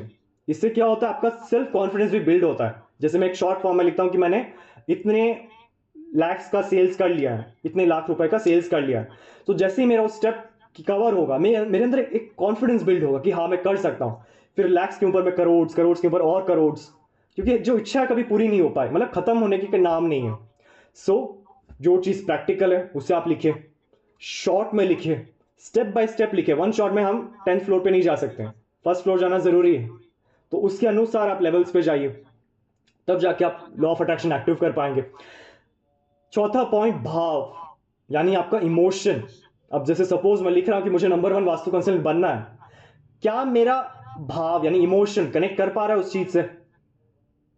अगर हाँ, तब लॉ ऑफ अट्रैक्शन मेरे कनेक्ट होगा। वरना कुछ लोग ऐसे होते हैं जो सिर्फ लिख के रख देते हैं लेकिन उस पर बिलीव नहीं करते कि सच में मैं बन जाऊंगा। वो बिलीव नहीं करते। अगर वो बिलीव नहीं करते तो फाड़ दीजिए पेपर को, कोई यूज का नहीं है। सो जो चीज आप लिखते हैं वो प्रैक्टिकल होना चाहिए, इस पर बिलीव होना चाहिए, सेल्फ डाउट नहीं होना चाहिए, 1% डाउट नहीं होना चाहिए कि होगा नहीं होगा, होगा 100%। इस भाव से आप लिखेंगे तो लॉ ऑफ अट्रैक्शन एक्टिव होगा। सबसे इंपॉर्टेंट रूल जो काफी लोग कर नहीं पाएंगे, सुबह 5 बजे उठना। ये इतना मुश्किल है, यानी मैं कितने क्लाइंट्स को सजेस्ट करता हूं लेकिन उठ नहीं पाते। उनके लिए सजेशन क्या होता है, अब 5 बजे उठना क्या होता है ये समझे पहले। दुनिया के जो 1% लोग हैं, 1% जिनके सच में उनके पास पावर है, वो बाकी के 99% के जो लोग हैं उनको, जिनके जीवन को कंट्रोल करते हैं। अब सोचिए कि उन 1% में कॉमन क्या चीज है। हर व्यक्ति में कॉमन क्या है, वो रिस्क लेते हैं, मेहनत करते हैं। लेकिन एक और कॉमन क्या है, सुबह जल्दी उठते हैं, 4:30 से 5, जो अमृत का समय है, अमृत मूल कहते हैं या फिर डेल्टा पीरियड कहते हैं, वो ऐसा समय है जो लॉ ऑफ अट्रैक्शन, जो यूनिवर्स की शक्तियां हैं, उनको जल्दी आपके जीवन से कनेक्ट करता है। आज आप वास्तु सीख रहे हो, आप होगे कोई लॉयर, इंजीनियर, एक्टर, कोई भी अलग अलग प्रोफेशन में। जीवन में सक्सेसफुल होना है तो जरूरी नहीं कि सिर्फ आप फॉलो करें, यानी सिर्फ वास्तु कंसल्टेंट फॉलो करें। हर व्यक्ति कर सकता है सुबह जल्दी उठ के। उस समय उठ के अगर आप पेपर में लिखते हैं अपने विशेष को, तो काफी जल्दी आपसे जीवन में कनेक्ट होता है। सो सुबह जल्दी उठना, 5 मिनट अपने लॉ ऑफ अट्रैक्शन को एक्टिव करना, यानी उसके बारे में विचार करना। एक व्हाइट बोर्ड हो तो उस पर लिखिए, जैसे मेरे पास एक व्हाइट बोर्ड, एक विश बोर्ड कह सकते हैं, जिसपे मैं पॉइंट्स लिखता हूं कि अगर मुझे नंबर 1 वास्तु कंसल्टेंट बनना है तो कौन से सोशल मीडिया हेल्प करेंगे, कौन से लोग मुझे हेल्प करेंगे, उन सबको मैं डिवाइड करता हूं। सो इससे क्या होता है, मेरा जो गोल है काफी क्लियर हो जाता है। सो लॉ ऑफ अट्रैक्शन के लिए 5 रूल्स है। शॉर्ट होना चाहिए, एक पॉइंट लिखो, प्रैक्टिकल होना चाहिए, डाउट नहीं होना चाहिए, सुबह जल्दी उठना चाहिए, और जो भाव है ये सबसे जरूरी है। अगर भाव गलत है तो लॉ ऑफ अट्रैक्शन कभी कनेक्ट नहीं करेगा, और ये इमोशन से जुड़ा हुआ है, ये जानना जरूरी है। 11th क्वेश्चन आता है, एक बड़ा सा अपार्टमेंट है, उसमें सबसे टॉप फ्लोर में कभी नहीं लेना चाहिए, सबसे ग्राउंड फ्लोर में नहीं लेना चाहिए। इसका रीजन क्या है, क्योंकि वहां की जो एनर्जी वाइब्रेशन से काफी नेगेटिव होती है। इसका रीजन, टॉप फ्लोर में क्या होता है, बहुत सारे सोलर पैनल्स होते हैं, बहुत सारे सोलर पैनल्स। उसके कारण वहां की जो ऊर्जा है, ऊर्जा जिसको हम देख नहीं सकते लेकिन हम महसूस कर सकते हैं, वो वाइब्रेशन काफी स्ट्रांग होती है। ग्राउंड फ्लोर है, बेसमेंट कह सकते हैं, वहां पे कार के जो मूवमेंट है, यानी गाड़ी आने जाने, उनका बहुत ज्यादा मूवमेंट होता है। यही रीजन है कि आपको टॉप फ्लोर, सबसे टॉप फ्लोर एंड सबसे बॉटम फ्लोर अवॉइड करना चाहिए। अब ये कंडीशन किस पे अप्लाई करता है, जिसका 20 बिल्डिंग फ्लोर है, 20 मंजिला, 20 स्टोरी बिल्डिंग्स है, उनके लिए रूल कनेक्ट करता है। अगर आपका 3 फ्लोर, 4 फ्लोर, 5 फ्लोर बिल्डिंग से कोई प्रॉब्लम नहीं है, कहीं पे भी आप घर लो, बट जितना लंबा टावर है ट्राई कीजिए कि टॉप और सबसे बॉटम अवॉइड करें। कभी भी जो मुख्य द्वार है उस पर भगवान की तस्वीर या आइडल्स नहीं बनाना चाहिए, काफी नेगेटिव माना जाता है। बहुत घरों में आप देखते होंगे कि ये जो मेन डोर है उसके ऊपर हनुमान जी का फोटो लगा दिया, गणेश जी का फोटो लगा दिया। मान्यता क्या है कि वहां पे लगाने से वो हमारे मेन डोर को प्रोटेक्ट करते हैं। सबसे गलत बात ये चीज है, यानी सबसे वर्स्ट जो चीज हम देखते हैं कि घर में वास्तु दोष ना हो, बट ये करने से वास्तु दोष जरूर आ जाता है। एक चीज समझे कि वो भगवान है जिनको हम सच में मानते हैं, श्रद्धा करते, एक समर्पण आता है उनके तरफ। उनको आपने एज अ वॉचमैन अपने मेन डोर के बाहर लगा दिया है कि आप हमारे घर को रक्षा करें। ऐसे समझ लीजिए कि आपके घर में जो सबसे सीनियर पर्सन है, यानी आपके दादा या दादी, अगर मैं एक चेयर लेके, जैसे मैं आपके घर के वास्तु कर रहा हूं, तो मैंने वास्तु में बोल दिया कि एक चेयर लो, घर के बाहर रखो और अपने दादा को बाहर ही बैठाओ, उनको वॉचमैन बनाओ, आपको अच्छा लगेगा? जब आप अपने खुद के फैमिली मेंबर को बाहर नहीं रखना चाहते तो आप क्यों भगवान की तस्वीर प्लेस कर रहे हैं? उससे ज्यादा प्रॉब्लम क्या होता है कि आपने तस्वीर तो प्लेस कर दिया लेकिन उसके आसपास धूल मिट्टी आ गई है, मकड़ी के जाले आ गए, वो और ज्यादा प्रॉब्लम क्रिएट करता है। सो ट्राई कीजिए, अगर आपको ऐसा दिखता है, घर का वास्तु करने से पहले उनको पहले आप हटा दीजिए। घर के अंदर उनका एक स्थान है, जो मंदिर है, घर का ईशान कोण है या घर का पश्चिम दिशा है, वहां पे विथ रेस्पेक्ट आप उन्हें रखना चाहिए, उनको प्रे करना चाहिए, क्योंकि वो आपके वेल बींग से जुड़ा हुआ है। सो घर के बाहर कभी नहीं होना चाहिए, नेगेटिव इंपैक्ट क्रिएट करेगा। 13 क्वेश्चन होता है, always keep dowsing material with you. Dowsing material क्या होता है? जैसे पेंडुलम्स है और स्कैनर्स होते हैं, वो क्यों रखना जरूरी है? ऐसे मानिए कि जब हम किसी डॉक्टर के पास जाते हैं, ये भी एग्जाम्पल है, डॉक्टर आपके, जैसे सपोज गले में दर्द है, तो डॉक्टर क्या करते हैं, आपके थोड़ा सा गले को ओपन करके चेक करके आपको फिर मेडिसिन प्रोवाइड करता है।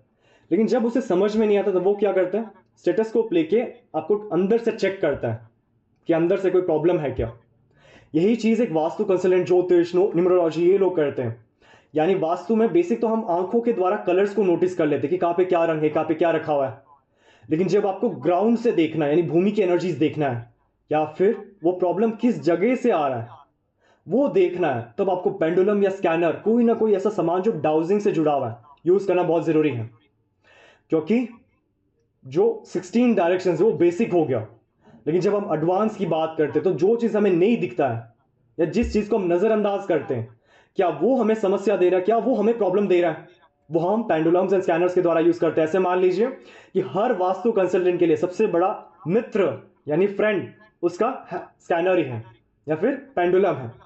तो उसको सीखना, उसको यूज करना बहुत जरूरी है। उसके बिना आपको इतने अच्छे रिजल्ट्स नहीं मिलते। रिजल्ट्स मिलते हैं, मैं गलत नहीं कहना चाहता, बट अगर आप स्टार्टिंग कर रहे हो, स्टार्टिंग से अभी आप शुरुआत कर रहे हो, तब आपको यूज करना बहुत जरूरी है, तब आपको काफी अच्छे रिजल्ट्स मिलते हैं। समटाइम्स रेमेडी डोंट वर्क, यानी रेमेडी करने के बाद भी रिजल्ट नहीं मिल रहा है। क्यों नहीं मिल रहा है? क्लाइंट्स आपको जरूर आप पे चिल्लाना शुरू कर देंगे।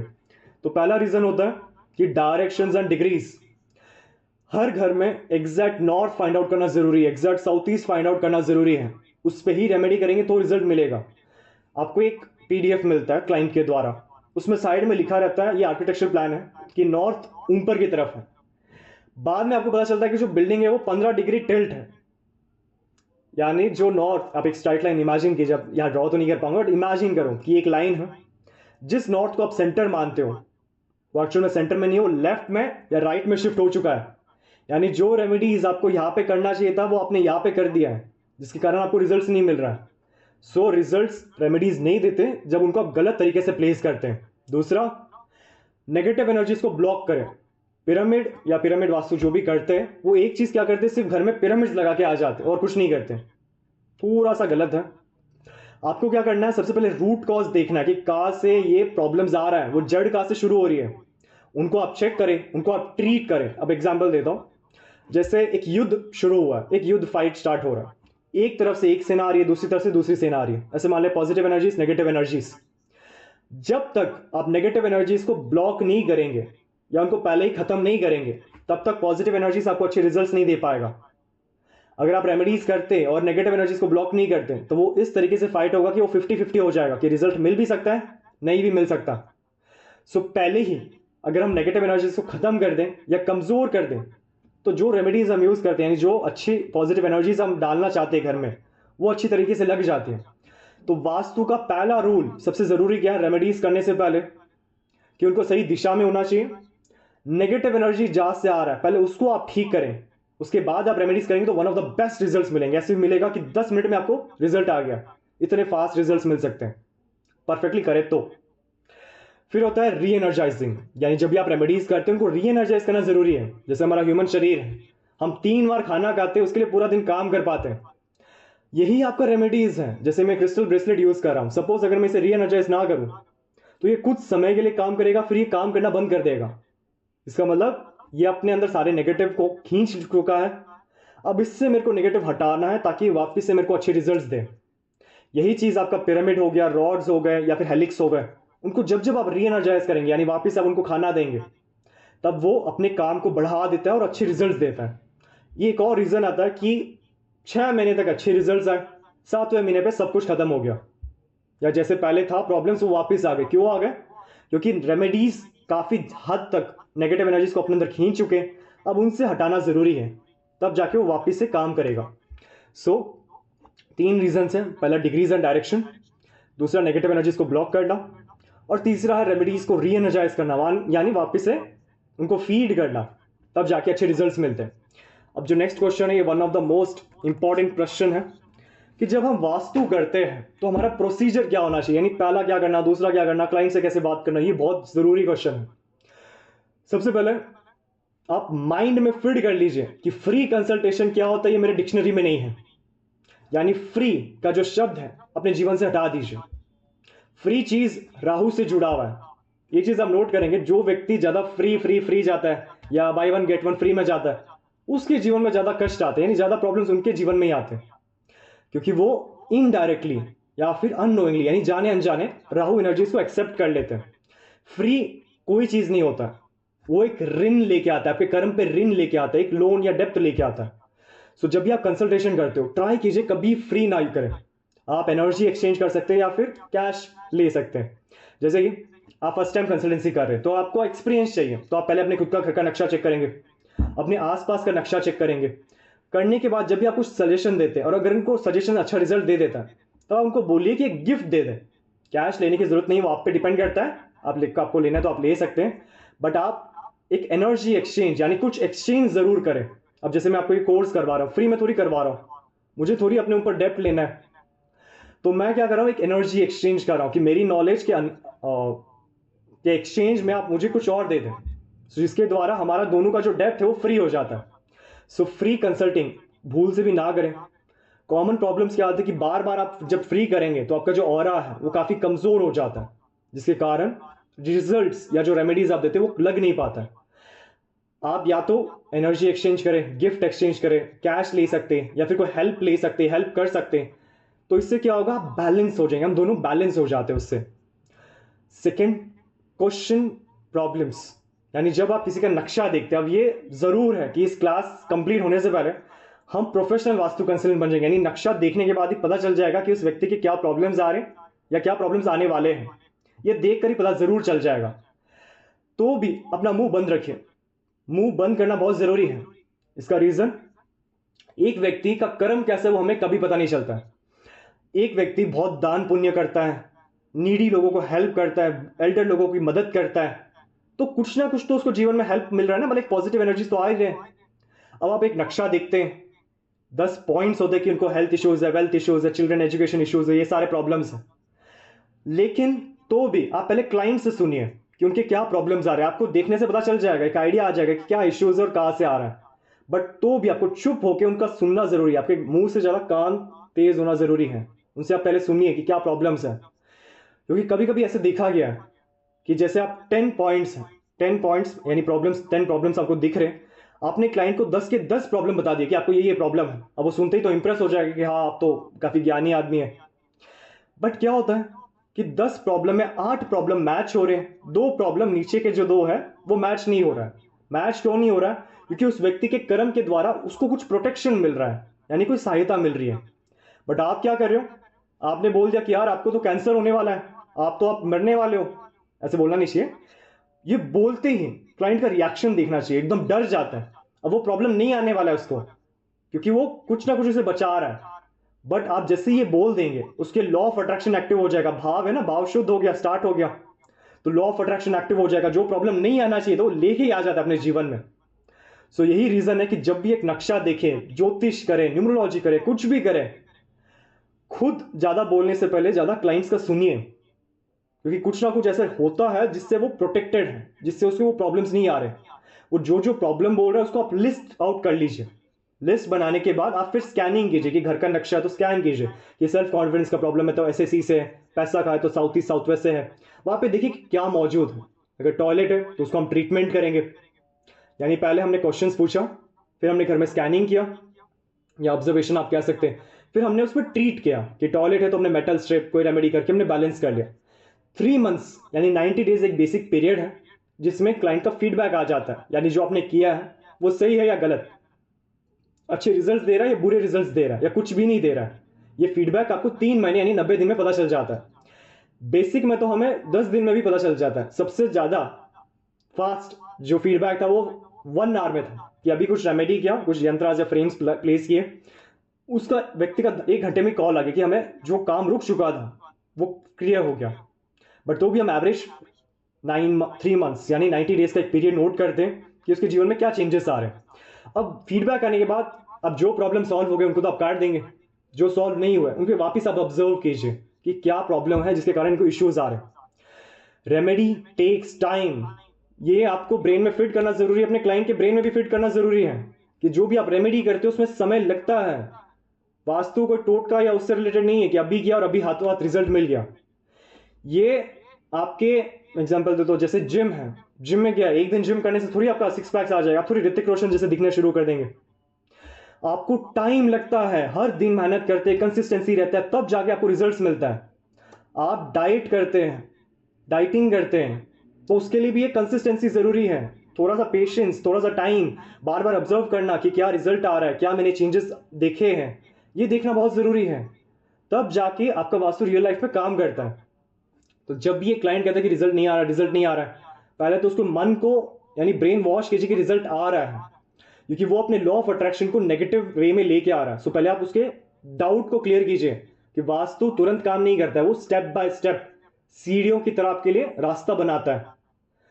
सो रेमेडी टेक्स टाइम, कस्टमर का बिलीफ सिस्टम भी उसके साथ कनेक्ट होना चाहिए, तब जाके आपको रिजल्ट मिलता है। 19 क्वेश्चन होता है व्हाट रेमेडी यू डू से टू क्लाइंट, यानी जो भी आप रेमेडी करते हैं, जैसे मैं ये पानी है, अगर आपको ऐसा रेमेडी आपको दे रहा हूं तो ये क्यों दे रहा हूं, इसका रीजन आप जरूर बताइए। पहले के समय में क्या होता था कि कोई कंसल्टेंट आता था, आपके घर में चेंजेस करवाता था और चला जाता था, कुछ नहीं बताता है। बट आपको क्या करना है, आपको कुछ रेमेडी, आपको रीजन देना है कि वो क्यों कर रहे हैं, हम ये फ्रेम लगा रहे तो क्यों लगा रही है, दिशा किससे जुड़ा हुआ है। इससे क्या होता है, जो बिलीफ सिस्टम है वो काफी ज्यादा स्ट्रांग हो जाता है। यानी जब भी आप कोई रेमेडीज करते हैं, कुछ भी लगाते हैं, तो पहला तो आप क्लाइंट जब बार बार उस चीज को देखता है, दिमाग में फिक्स होता है, उसके लॉ ऑफ अट्रैक्शन एक्टिव होता है कि ये रेमेडी मैंने इस प्रॉब्लम को सॉल्व करने के लिए इस दिशा पे लगाया है, तो मेरा ये प्रॉब्लम सॉल्व हो जाएगा। तो बार बार उस चीज को वो रिपीट कर रहा है, लॉ ऑफ अट्रैक्शन एक्टिव हो रहा है। जैसे आपको रेमेडी प्लेस करते हैं तो वो हमारे सबकॉन्शियस माइंड को भी स्ट्रांग करता है, पॉजिटिव करता है, उस दिशा के जो वातावरण है उसे भी पॉजिटिव करता है।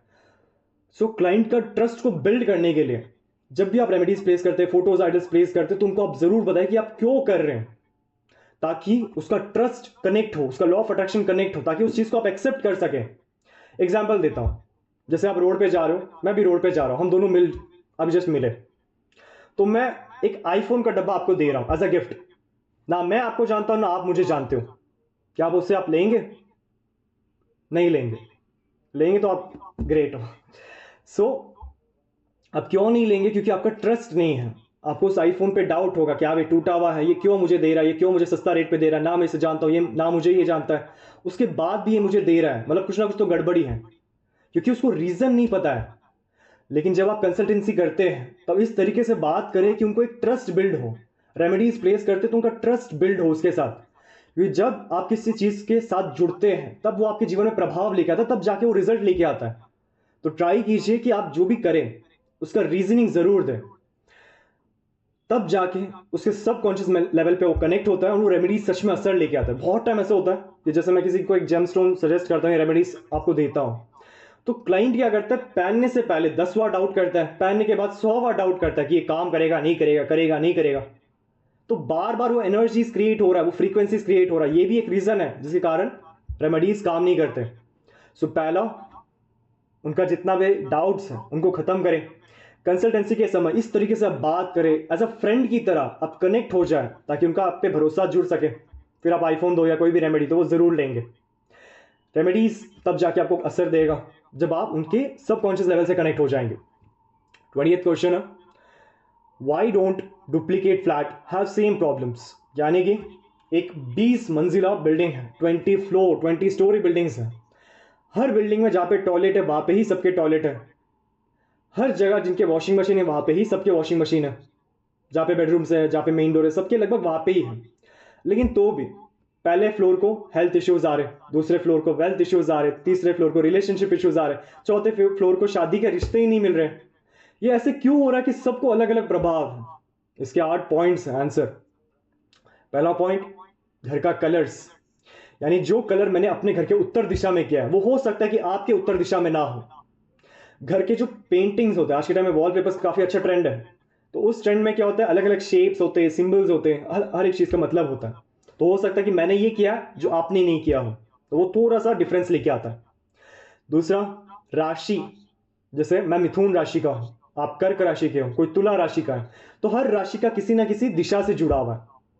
हो सकता है कि मेरा जो डायरेक्शन है वो बैलेंस है, वहां पे कोई प्रॉब्लम नहीं है, लेकिन आपकी जो राशि है उस दिशा में प्रॉब्लम है, तब वो आपको प्रॉब्लम क्रिएट करेगा।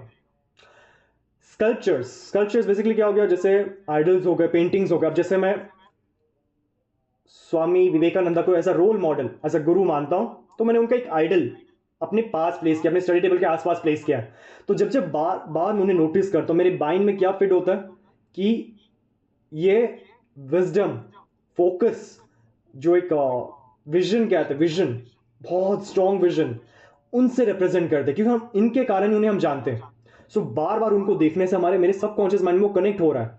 तो हो सकता है मैंने कुछ ऐसे प्लेस किया हो, कुछ ऐसे फोटोज लगाए हो। मोटिवेशनल कोट्स सबसे कॉमन है, फॉरेन में बहुत ज्यादा देखते हैं हम। तो ऐसे कोट्स बार बार देखने से आपके माइंड में एक इंप्रेशन तो क्रिएट हो गए। तो कुछ आइडल, स्कल्पचर्स, इनसे भी हमारे जीवन में एक इंपैक्ट आता है। विल पावर, यानी मेरा ऑरा कैसा है, प्लेसमेंट। हो सकता है मेरे घर में फ्रिज यहाँ पे रखा हुआ, आपके कहाँ पे और रखा हुआ है, मेरा टीवी यहाँ पे, आपका कहीं और है। तो ऐसे भी चेंजेस आते हैं जीवन में। वास्तु रेमेडीज, अब जैसे आज के टाइम में सोशल मीडिया के धन्यवाद से आप और हम आज जुड़ पाए। कोरोना के कारण काफी लोगों का जॉब गया है, काफी लोगों के जीवन में प्रॉब्लम्स आए, लेकिन उसी के ऑपोजिट में काफी लोगों के नए अवसर भी आए, नए जॉब्स, नए जॉब सेक्टर्स, काफी ज्यादा नए कुछ स्टार्ट हुए। सो सोशल मीडिया के कारण एक अवेयरनेस बढ़ चुका है कि वास्तु क्या होता है, ज्योतिष क्या होता है, हमारे जीवन में क्या प्रभाव लेके आता है। पहले के टाइम में काफी कम लोगों को जानकारी था, बट आज के टाइम में जैसे ही कोई प्रॉब्लम है, पहले तो आप गूगल करते हो कि ये प्रॉब्लम क्या है, आप देखते हो कि मेडिकल, उसके नीचे एक छोटा सा लाइन आता है वास्तु, तब आप उसे क्लिक करते हो, तो सोशल मीडिया के द्वारा एक अवेयरनेस है। तो हो सकता है मैंने अपने घर में वास्तु रेमेडी कर लिया, आपने अपने घर के वास्तु रेमेडी नहीं किया। महादशाज और अंतरदशाज, जो स्टार्टिंग में हमने सीखा है कि मेरा कब कौन सा प्लैनेट एक्टिव होता है, मुझे उस दिशा को पहले सही करना है। आपका कौन सा शुरू होगा, किसी और व्यक्ति का कब कौन सा शुरू होगा, वो सब वेरी करता है। और फिर डेट ऑफ बर्थ, ये न्यूमरोलॉजी पार्ट है, वो हम आगे सीखने वाले हैं कि कैसे हमारे ड्राइवो कंडक्टर नंबर्स, कुआ नंबर्स, लो शुग्रिड कैसे हमारे जीवन में प्रभाव लेके आते हैं, वो हम डेट ऑफ बर्थ चैप्टर में सीखेंगे। अब हमारे इंट्रोडक्शन का लास्ट क्वेश्चन कि वास्तु कैसे शुरू हुआ, वास्तु कब शुरू हुआ, यह हमें जानना जरूरी है। क्योंकि जिस चीज को हम सीख रहे हैं, अगर उसके बारे में हमें नॉलेज नहीं है, और सबसे बुरी बात क्या होती है जब क्लाइंट पूछ लेता कि वास्तु कब शुरू हुआ, वास्तु कैसे शुरू हुआ, और उसका जवाब जब आपको नहीं पता है, तो काफी ज्यादा एम्बैरेसिंग होता है। सो वास्तु,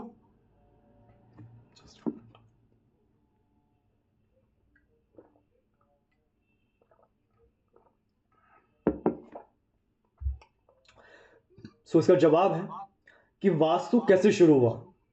पहले हम ये बेसिकली जानते हैं कि 4 युग होते हैं, सतयुग, त्रेता युग, द्वापर युग और कलयुग, यानी जिसमें अभी हम जी रहे हैं। अब जो भी टाइमलाइन चल रहा है वो कलयुग का समय है। ऐसी मान्यता है, ऐसे लोग मानते हैं कि सतयुग ऐसा एक ऐसा समय था जहां पे पॉजिटिव एनर्जीज, पॉजिटिव लोग, अच्छी बातें हमेशा थे, यानी जो आपको चाहिए उसी समय आपको मिल जाता था। ये सतयुग की टाइम था। त्रेता युग में 70 30% पॉजिटिव एनर्जीज, 30% नेगेटिव एनर्जीज। यानी अगर अच्छाई है तो बुराई भी कहीं ना कहीं है, बट परसेंटेज काफी ज्यादा डिफरेंस था। फिर क्या है द्वापर युग, उसमें क्या था 50-50 रेशियो, कि अगर लोग अच्छे हैं तो लोग बुरे भी हैं, हर व्यक्ति के चेहरे हैं अलग अलग। कलयुग एक ऐसा समय है जहाँ पे अच्छाई दिख जाए तो काफी महान मान लेते हैं, क्योंकि आज के समय में अच्छे लोग से ज्यादा बुरे लोग काफी ज्यादा है। अभी अभी का समय तो क्या है, थोड़ा अच्छे लोग ज्यादा है, बट जैसे जैसे कलयुग का समय बढ़ता जाएगा, टाइमलाइन बढ़ता जाएगा, तब जो बुराई है, ऐसे मान्यता है कि वो काफी ज्यादा बढ़ जाएगी और अच्छाई को अपने अंदर समेट लेगी। वास्तु जो था वो त्रेता में शुरू हुआ था। त्रेता में कैसे शुरू हुआ, एक स्टोरी है। स्टोरी क्यों बनाए जाते हैं हमारे पूर्वजों के द्वारा, ताकि हमें समझने में आसानी हो। तो यही स्टोरी मैं कॉपी पेस्ट करने वाला हूं आप पे। वास्तु पुरुष की कहानी। बेसिकली त्रेता युग में एक ऐसा समय था जब राक्षस और देवताओं का मल्लयुद्ध। मल्लयुद्ध क्या होता है, बेसिकली एक ऐसा फाइट जहां पे आप कोई शस्त्र यूज नहीं कर रहे, जैसे कोई वेपन्स हो गए, स्वॉर्ड्स हो गए, उनको आप यूज नहीं कर रहे हो। हाथों के द्वारा जो फाइट है उसे हम मल्लयुद्ध कहते हैं। ये जो युद्ध था ये काफी सालों तक चला। अब जब आप कंटिन्यूस फाइट कर रहे हो तो ये पक्का है कि आप थकोगे जरूर। थकोगे तो आपके जो पसीने हैं वो धीरे धीरे फ्लो होना शुरू हो गया। तो एक जगह था, ऐसा मान लीजिए एक पिट था, जहां पे सारे देवताओं का पसीना यानी स्वेट और असुरों का स्वेट दोनों एक जगह एकाग्रित हुआ।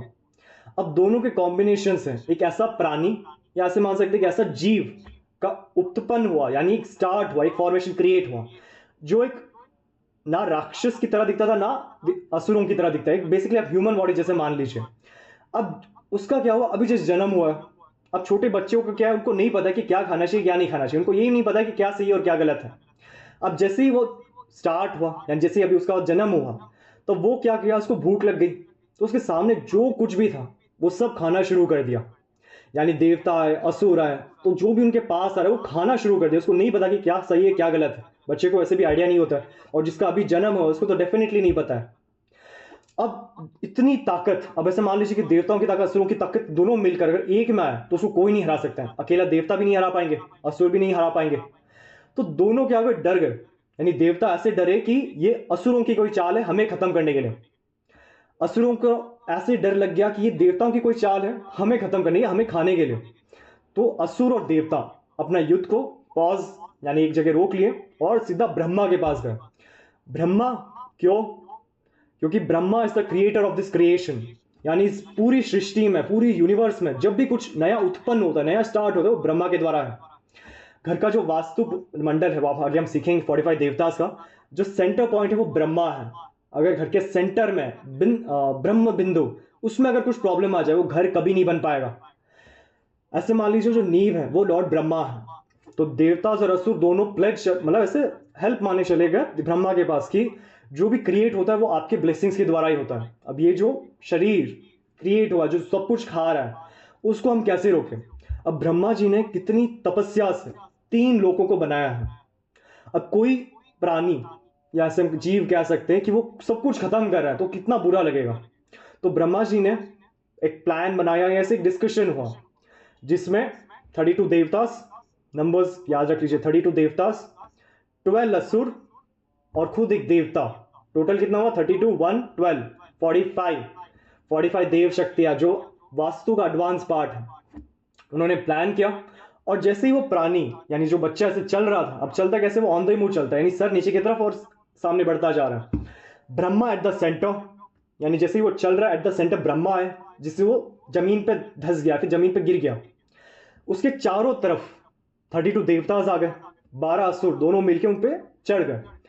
अब उसके कारण जो वो बच्चा था वो चल नहीं पाया, उसको भूख थी वो खत्म नहीं हो पाई। अब वो रोने लग गया। ब्रह्मा क्या है, उन्होंने थोड़ा सा तरस देके उन्हें उससे अपना मनसपुत्र बना लिया, एक टाइटल है मनसपुत्र, उनको अडॉप्ट कर लिया और उनका नाम दे दिया वास्तु, वास्तु पुरुष।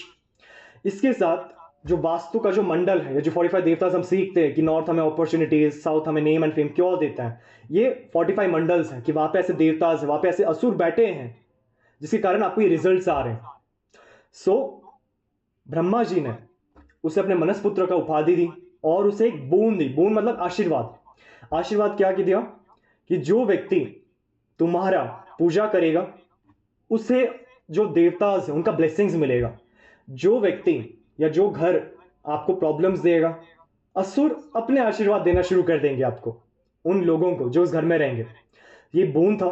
अब कुछ स्टोरीज में थोड़ा सा डिफरेंस भी है। डिफरेंस क्या है कि जैसे 45 देवता मंडल स्टार्ट हुआ तो हर घर में जो प्लॉट है वहां पे वास्तु पुरुष स्टार्ट होगा। जैसे हम होम इनॉग्रेशन करते तो वहां से स्टार्ट हो जाता है एनर्जीज और सब। थोड़ा सा स्टोरीज में डिफरेंट क्या कि एक ऐसा बोन था जिसमें वास्तु पुरुष को ऐसा ब्लेसिंग दिया गया कि जो भी व्यक्ति आपके एरिया में गलत काम करता है, गलत सोचता है या कुछ भी गलत चीजें करते हैं, उससे असुर का जो प्रभाव है बढ़ जाएगा। और यही चीज जो चीज अच्छे लोग करते हैं, मतलब जो आपका एरिया है उसमें अच्छे लोग अच्छे काम करते हैं, जो हैबिट्स है, जो वर्क्स है, कर्म है, सोच है, तो उस टाइम देवताओं का आशीर्वाद मिलना शुरू हो जाएगा। अब ये स्टोरीज है, थोड़ा सा डिफरेंस तो आएगा ही। बड़ा डिफरेंस क्या है कि देवता और असुर दोनों नहीं थे। वो थे भगवान शिव और अंधक। अंधक बेसिकली असुर है, शिव के ही अंश है, बट असुरों के साइड से वो फाइट करे। ये स्टोरीज है तो थोड़ा सा डिफरेंस तो आएगा ही, इतने पुराने सदियों से चल रहा है। सो ये त्रेता युग से शुरू हुआ और कलयुग तक अभी तक चल रहा है। सो इस तरीके से जो वास्तु पुरुष का मंडल है, 45 देवतास का जो मंडल है, वो इस तरीके से फॉर्म हुआ और फिर वास्तु की जो वाइब्रेशन है वो आपके जीवन में कनेक्ट होना शुरू हो जाता है। यही रीजन है कि भल्लाट सोम नॉर्थ की तरफ है, यम गृहस्थ साउथ की तरफ है, क्योंकि वो उस समय में उस वास्तु पुरुष पे उस जगह पे बैठ चुके थे, जिसके कारण उस दिशा के जो प्रभाव है वो देवतास देने शुरू कर दिए। सो ये हमारे टोटल इंट्रोडक्शन का पार्ट हो गया है। ये 21 क्वेश्चंस हैं जिसको हमने अभी कवर किया है। कल आपको इस कोर्स में ये स्लाइड बेसिकली आपको फॉरवर्ड किया जाएगा, आपको दिखाया जाएगा, ताकि आपको फोटोज के द्वारा और इजी हो जाए समझना। एक रिक्वेस्ट क्या है कि जब भी आप इस कोर्स में जुड़ते हैं मेडिटेशन जरूर करके आए, वरना ऐसे स्टूडेंट्स होते हैं कि जो 1 दिन 2 दिन 3 दिन जरूर आएंगे, चौथे दिन 5वें दिन छुट्टी मार लेंगे, क्योंकि उनको कुछ समझ में नहीं आएगा, सर के ऊपर से चला जाएगा। वो क्यों जाएगा? क्योंकि आप उस एनर्जी से कनेक्ट नहीं हो पा रहे। कोई भी शक्तियों से या फिर कोई भी एनर्जी से जुड़ना चाहते तो पहले आपके अंदर वो एनर्जी होना जरूरी है। भगवान जब आपके सामने आते हैं या प्रकट होते हैं तो ऐसे मान्यता है कि पहले आपके अंदर वो एनर्जी होना चाहिए। आप तप करते हो, तपस्या करते हो, ताकि आप वो ऊर्जाओं को बना सके अपने बॉडी के अंदर, ताकि जब सुप्रीम बीइंग आए जिनको आप मानते हैं तब आप उन चीज को बैलेंस कर सके, उनके सामने रह सके। सो यही वास्तु का बेसिक लॉजिक है कि आप जब एनर्जीज को फील करना चाहते हैं, ठीक करना चाहते हैं, अपनी लाइफ को बेहतर करना चाहते हैं, तो पहले अंदर से शुरुआत होनी चाहिए। तो वो मेडिटेशन वीडियो काफी ज्यादा हेल्प करता है। सो उसको जरूर सुन के इस क्लास में जुड़िए। सो आज का क्लास हम यहाँ पे एंड